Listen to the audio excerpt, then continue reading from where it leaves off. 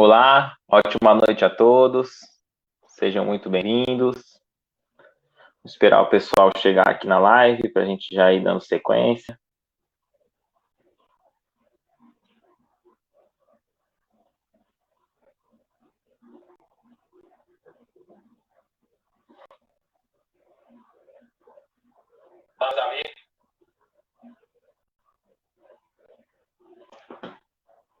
Olá, ótima noite a todos.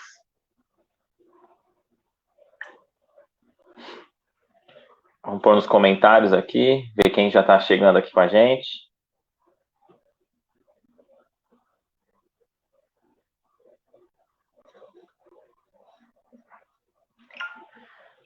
Boa noite, sejam muito bem-vindos. Mais uma vez, nessa noite, vamos estar estudando o Livro dos Espíritos. Boa noite, Simone Tomás. Seja muito bem-vinda ao estudo da noite. Vamos estudar a questão 712 do Livro dos Espíritos. Com que objetivo Deus ligou um atrativo aos gozos dos bens materiais?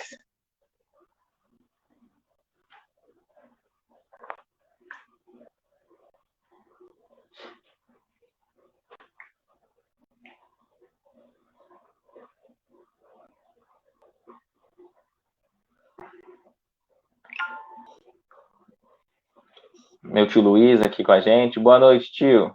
Obrigado pelo carinho. Sol Santos. Boa noite, Sol. Boa noite a todos. A gente vai estar estudando hoje a questão 712 do Livro dos Espíritos. E a gente sempre gosta de dar um recadinho, né? Porque às vezes a gente se torna um pouco repetitivo, mas sempre tem pessoas novas acompanhando, chegando na página. Cada semana aí de 100 a 200 pessoas curtindo a página, então é sempre importante a gente estar passando a notícia, passando os recados. Então, se você deseja receber gratuitamente o Livro dos Espíritos e o Evangelho segundo o Espiritismo, aqui na página Recomeçar mesmo, na última postagem, você já vai ver lá para entrar em contato conosco, pode chamar inbox ou mandar mensagem que a gente vai estar explicando onde é o local para estar retirando, tá? É um livro físico mesmo, edição econômica da ID, e pode retirar sem burocracia. Também, todas as lives aqui, todos os estudos, ficam salvos na nossa página no YouTube, que leva o mesmo nome, Recomeçar Espiritismo em Praia Grande. Lá no canal do YouTube também fica as lives de quarta-feira, que é feita pela página Praia Grande na Tela, onde a gente sempre recebe um palestrante, um expositor e um músico. Tá? Então, quem quiser estar curtindo, seguindo lá no canal no YouTube, também a gente vai ficar muito grato, tá? Meu tio Gilson Brisolino, boa noite. Marquês Gordo. Henri Luiz. Henri Luiz também, ótima noite. Então a gente vai dando continuidade, né? Pedindo a Deus que envolva cada um de nós, para que a gente possa momentaneamente esquecer das tribulações, das atividades do cotidiano, acerenando, acalmando o corpo, a mente, buscando esse contato mais elevado com os bons espíritos, com o mentor individual de cada um de nós, para que assim, em conjunto, possamos estudar com harmonia, alegria e assimilar o ensino da doutrina espírita, que sem dúvida vem nos esclarecer, nos consolar e nos reconduzir para o caminho do Mestre Jesus.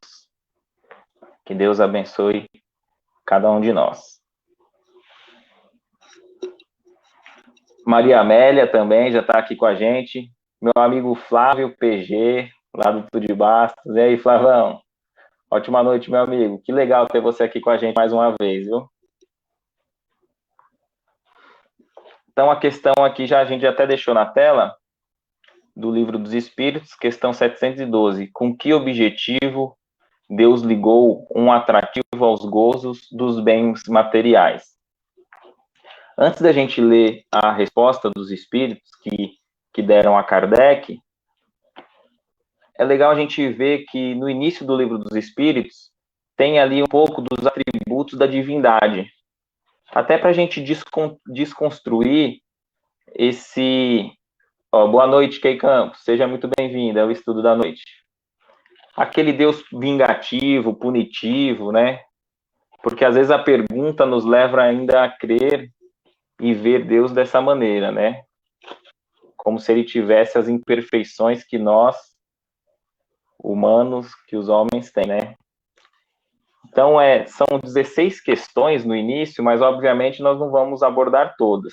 Então, a gente já vai para a parte que diz apenas os atributos, antes da gente adentrar na resposta dos espíritos. E diz assim, os atributos da divindade. Deus é eterno.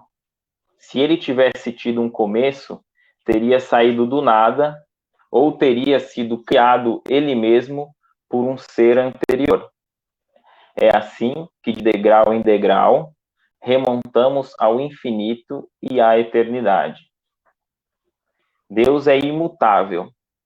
Se estivesse sujeito às mudanças, as leis que regem o universo não teriam nenhuma estabilidade. Deus é imaterial. Quer dizer, sua natureza difere de tudo o que chamamos matéria. De outro modo, ele não seria imutável, porque estaria sujeito às transformações da matéria.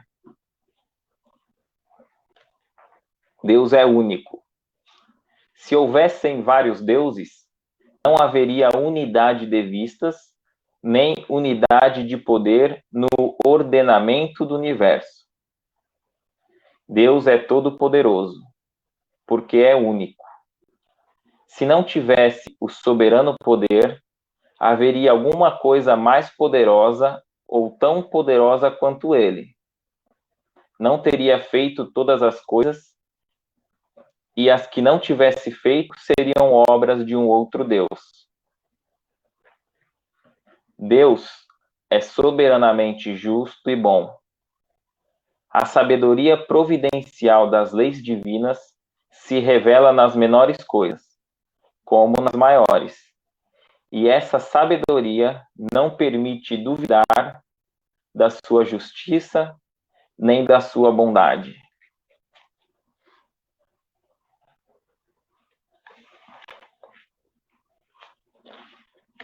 Então a gente já consegue ter uma ideia melhor de Deus, né?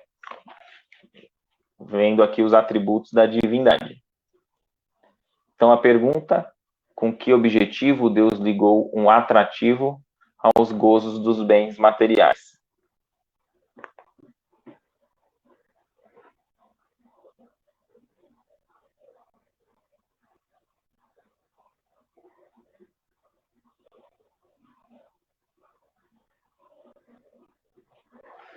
Pronto. Então a resposta dos espíritos: para excitar o homem ao cumprimento de sua missão e também para prová-lo pela tentação. E aí, nessa mesma questão 712, Kardec já emenda uma outra pergunta. E qual é o objetivo dessa tentação? Para desenvolver sua razão, que deve preservá-lo dos excessos. Então, a gente... boa noite, Val. Seja muito bem-vinda, Val. Então, a gente vê aqui a seguinte questão, né, sobre os excessos, que a gente deve preservar dos excessos.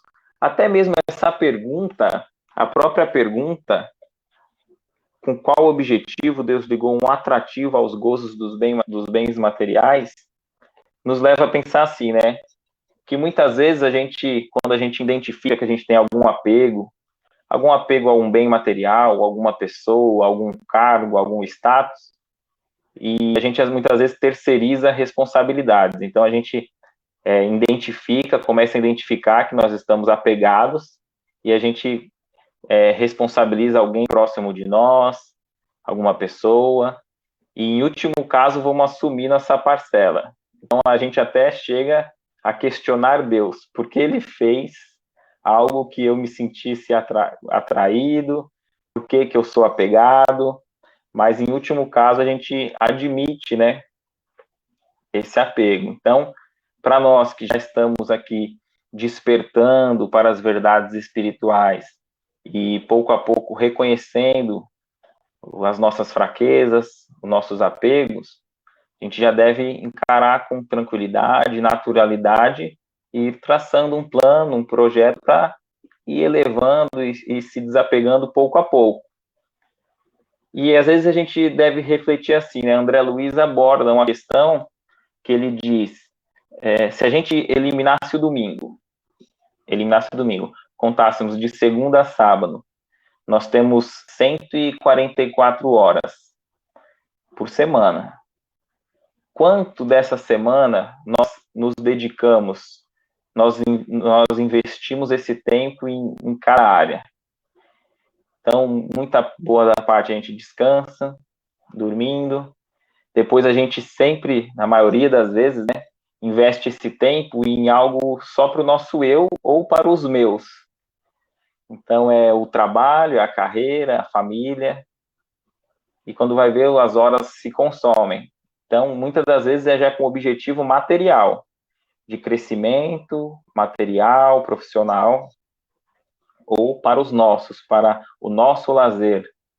E deixamos pouco tempo, quase nada, muitas vezes, para a gente se reconhecer, se conhecer emocionalmente, para ter o equilíbrio das nossas emoções e também se dedicar ao outro. Em alguma atividade que não venha trazer nenhuma renda monetária, nenhum prestígio e nem sequer um reconhecimento, vamos dizer assim. Porque também ajudar esperando em troca também não conta, né? E essa caridade desinteressada é o único verdadeiro valor que nós vamos carregar como espíritos eternos. O bem para o próximo e o bem a nós mesmos, nos elevando moralmente, eticamente. E eu me recordo, analisando as cartas de Chico Xavier, que a maioria das vezes era destinada às mães que perderam seus filhos, e a gente vê em alguns livros, tem essas cartas, documentário, tem algo curioso. Além dos espíritos, dos familiares reconhecerem ali na carta o autor que desencarnou, com fatos, datas e etc., muitos deles incentivam, aconselham os familiares a se dedicar pelo menos uma vez na semana, que não é muito e não é nem o dia integral, né? Se dedicar uma vez na semana, algumas horas, à caridade, ao bem de forma desinteressada. E a gente vê, né, que o espírito desencarna e no plano espiritual, sem ali a influência da matéria, ele reconhece que ele não carregou os bens que ele passou uma vida inteira se dedicando, não carregou nada com ele, até aqueles corações queridos ele foi constrangido, obrigado a deixar separados momentaneamente, né? Embora não há distância para os corações que se amam, mas com relação aos bens materiais, só levou o bem que ele fez, só quem ele é. E aí ele dá conselhos de investimento para a alma eterna. Curioso que ele não retorna ali na carta, naqueles poucos segundos, minutos, que poderia dar uma mensagem, uma única mensagem, muitas das vezes, ele não diz sobre o investimento em bitcoins, em ouro, em dólar. Não há esse investimento na sugestão. Ele sugere ali um investimento para a alma, que Cristo diz, né? Jesus diz que onde está o seu coração está o seu tesouro. Ali onde a ferrugem não corrói, os ladrões não roubam. Então, às vezes, a gente fica mergulhado nos nossos objetivos materiais, o que, sem dúvida, temos que ter, pois somos espíritos na matéria e devemos viver como os homens do nosso tempo, mas sem se esquecer do espiritual, sem nos esquecermos da verdadeira vida.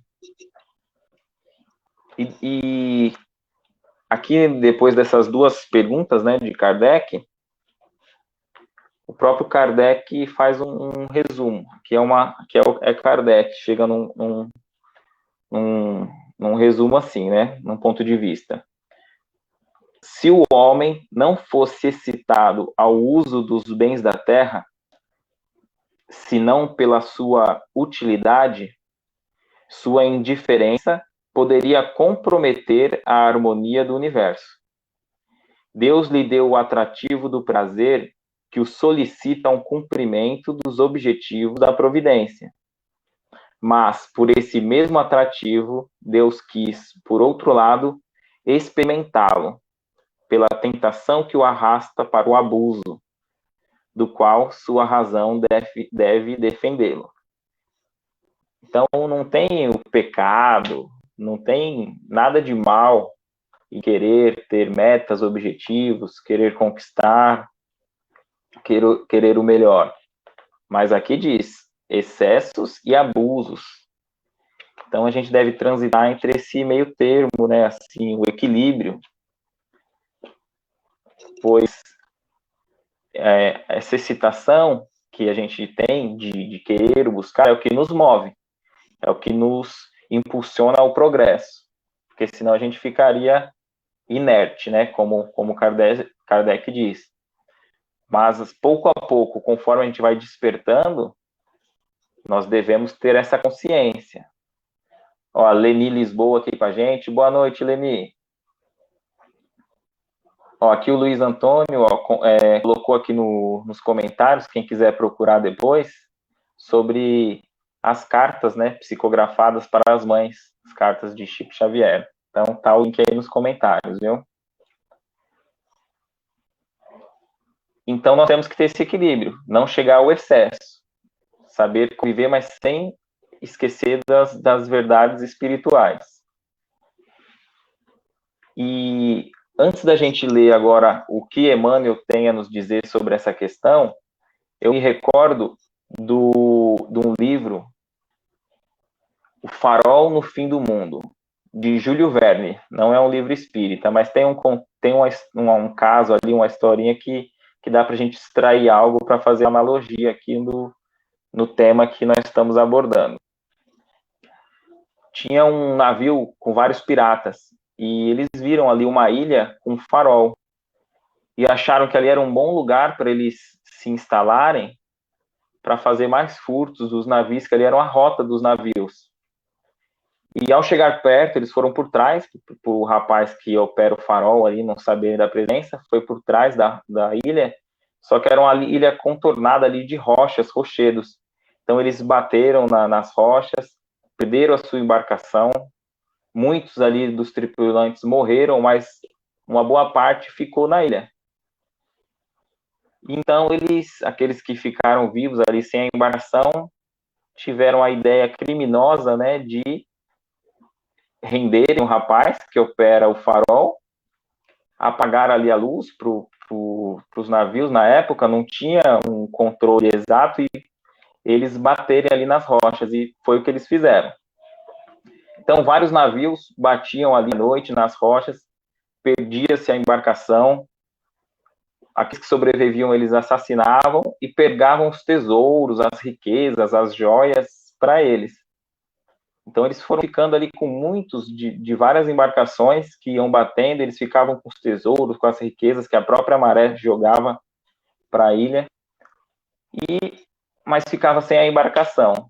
Então ali, naquela ilha paradisíaca, os tesouros nada valiam. Não tinham como sair daquela ilha, porque eles poderiam fazer ali uma jangada, algo provisório, mas não aguentaria o peso das joias, dos baús de tesouro. Então, a gente analisando, fica fácil. A gente fala, não, vive aí tranquilo, com com essa riqueza numa ilha que às vezes muitos de nós gostaríamos de estar, ou abandona esses tesouros e vai viver em sociedade, mas eles se tornaram escravos da própria ganância. Então ficaram presos, frustrados com o tesouro que não conseguiam sair de lá. E se a gente fizer uma analogia para nós, será que nós, quanto Espírito Eterno, não estamos provisoriamente presos nessa ilha, no nosso corpo? E às vezes a gente fica uma existência inteira tentando ajuntar, acumular, não nos dedicamos quase nada a nos conhecermos de fato, ou pelo menos uma vez na semana, numa obra de caridade, de forma desinteressada. Será que nós não passamos uma existência inteira juntando coisas que nós não iremos conseguir levar? Então fica também para uma reflexão para nós, né? Já que nós estamos aí estudando, despertando, reconhecendo que nós vivemos muitas vezes e não carregaremos nada do que estamos aqui juntando em questões de bens materiais. E aqui é legal agora que a gente vai ver Emmanuel falando sobre essa questão, e ele já vai caminhar para um outro lado, que também é muito interessante. Vocês me permitem ler aqui, ó. Tentação e remédio. Qual acontece com a árvore a equilibrar-se sobre as próprias raízes, guardamos o coração na tela do presente, respirando o influxo do passado. É assim que o problema da tentação, antes que nascido dos objetos ou paisagens exteriores, surge fundamentalmente de nós, na trama de sombra em que se nos enovelam os pensamentos. Que é interessante, né? Que ele diz que o problema da tentação não nasce dos objetos ou das paisagens exteriores. Então, nós temos aí um passado espiritual, temos as nossas tendências. E tem um caso que o Haroldo conta, se eu não me engano, eu não li, mas o Haroldo, na palestra, ele diz que, acho que é Humberto de Campos, né, o irmão X, que diz, de um rapaz que tinha uma casa, né, os pais deles tinham uma casa na beira uma fazenda na beira de um rio, e ele ali jovem olhou e viu que a cerca estava do lado dele.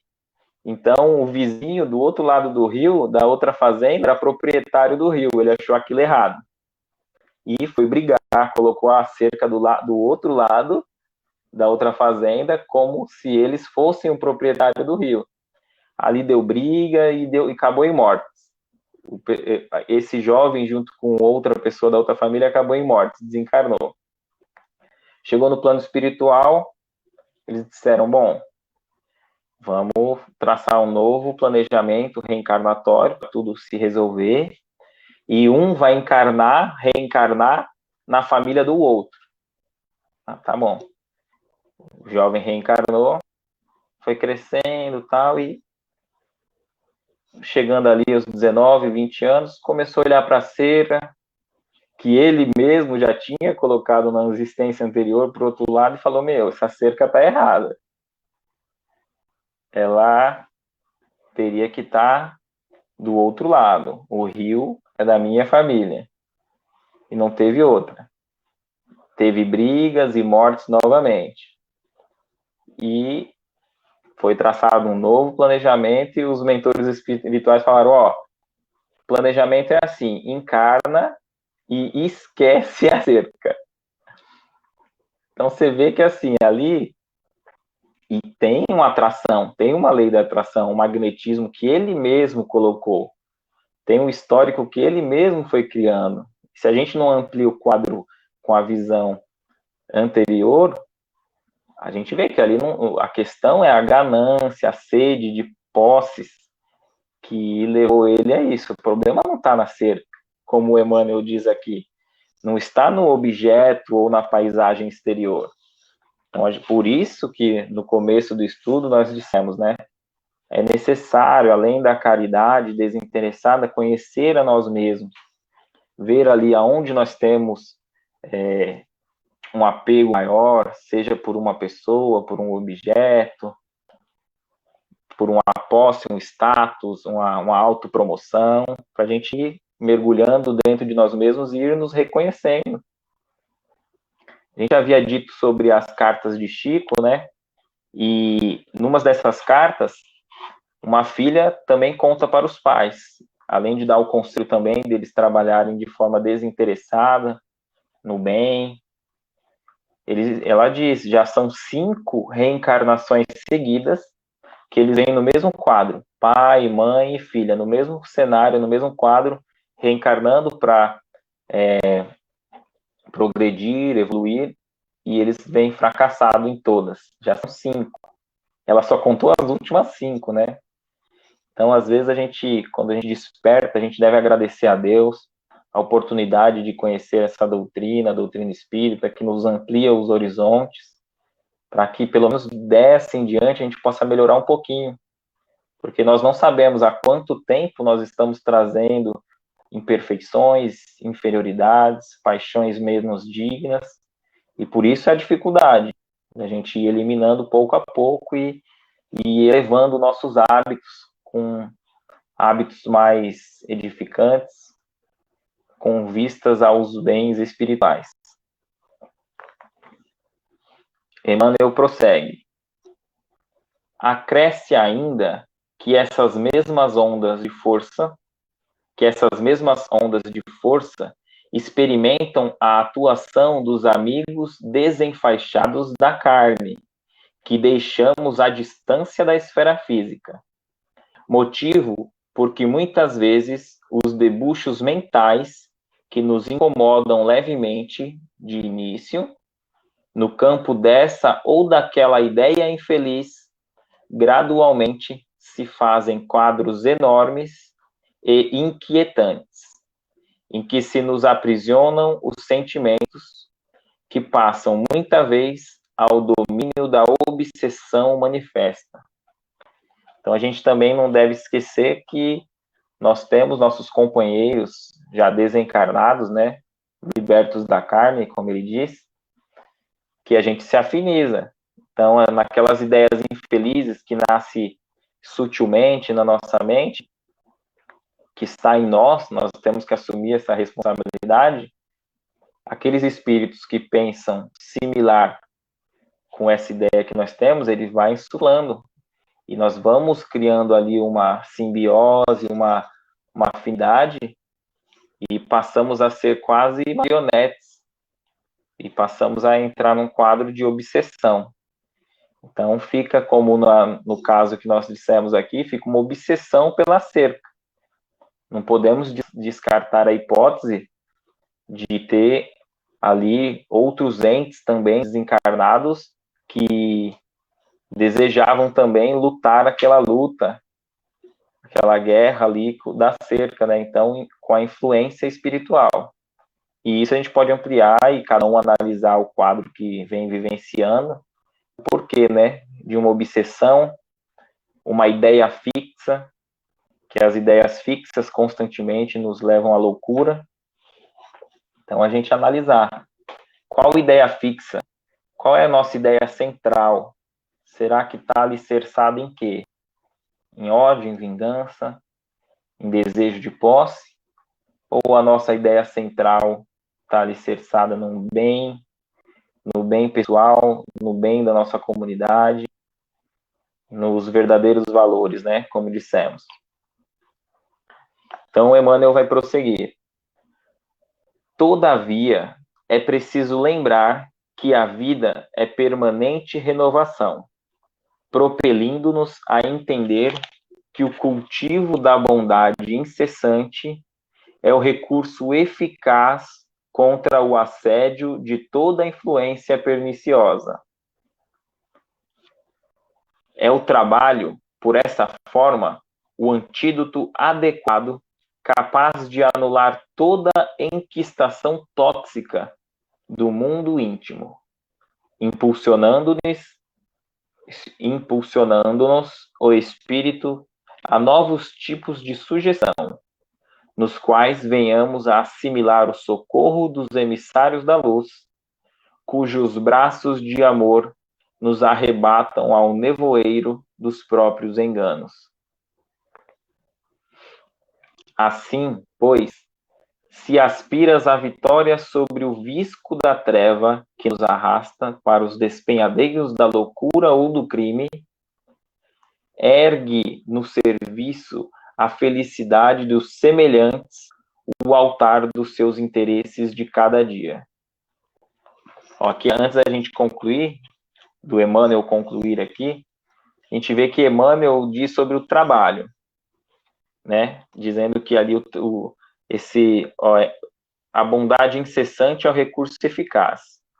É o trabalho por essa forma, e aqui ele diz para a gente erguer no serviço à felicidade dos semelhantes o nosso interesse de cada dia. Então, esse é o melhor antídoto. Quando ele diz trabalho é uma ocupação útil. Trabalho é tudo que é uma ocupação útil. Não é o trabalho no sentido de bater o ponto numa empresa. Trabalho é toda ocupação útil. E toda ocupação útil, então a dona de casa limpa a sua casa, é um trabalho, é uma ocupação útil. E se nós nos dedicarmos a ter qualquer ocupação útil, pensando no bem do próximo, tendo o bem do outro, um esquecimento de nós próprios, essa é o antídoto, né? Está dito aqui. Nós já naturalmente iremos ali nos desvencilhar de influências obsessoras, iremos ali elevar os nossos objetivos e progredindo pouco a pouco. Uma ótima noite para o meu amigo aqui, Fabrício Sushi. Que alegria ter você com a gente, Fabrício. Ótima noite. Então, vamos ver aqui como Emmanuel conclui. Que ele diz aqui, né? Ergue no serviço a felicidade dos semelhantes, o altar dos teus interesses de cada dia. No começo a gente falou que uma vez por semana, né? Emmanuel, ele puxa a nossa orelha para o trabalho, ele diz que tem que ser no altar de cada dia. A gente pode, um dia nós chegamos lá, né? Vamos começando pouco a pouco, mas sem dúvida chegaremos lá. Porquanto, ainda mesmo o delinquente confesso, em se decidindo a ser o apoio do bem na terra, transforma-se pouco a pouco em mensageiro do céu. Então, aqui é esperançoso, né? Porque todos aqueles... deixa eu ler o comentário aqui, da Val. Nosso Criador nos deu o poder maravilhoso, que é saber o que é certo e o que é errado. Se tivermos um pouquinho de boa vontade, estaremos evoluindo com nossas decisões. Excelente, Val. Muito, muito obrigado aí pela participação aqui com a gente. Você vê que Emmanuel, ele conclui aqui de uma forma esperançosa para nós, né? Assim como o delinquente confesso, então, independente dos erros que nós já cometemos, independente daquelas imperfeições que a gente... Até parece que quando a gente mais estuda o Evangelho, parece que a gente vai reconhecendo mais imperfeições em nós, né? E não quer dizer que elas não estavam ali, que elas estavam varridas de baixo para o tapete, né? Era aquela gaveta da bagunça. Então, quando a gente reconhece, dá essa impressão de que ficou pior, mas não é verdade. Ali a gente reconhece o trabalho que nós vamos ter que fazer. Então, mesmo o delinquente, confesso, em se decidindo, nós temos que tomar essa decisão, né? Em ser apoio do bem na terra, transforma-se pouco a pouco em mensageiro do céu. Então, que que todos nós possamos, em nos reconhecendo. Boa noite, Janete Pires. Ótima noite.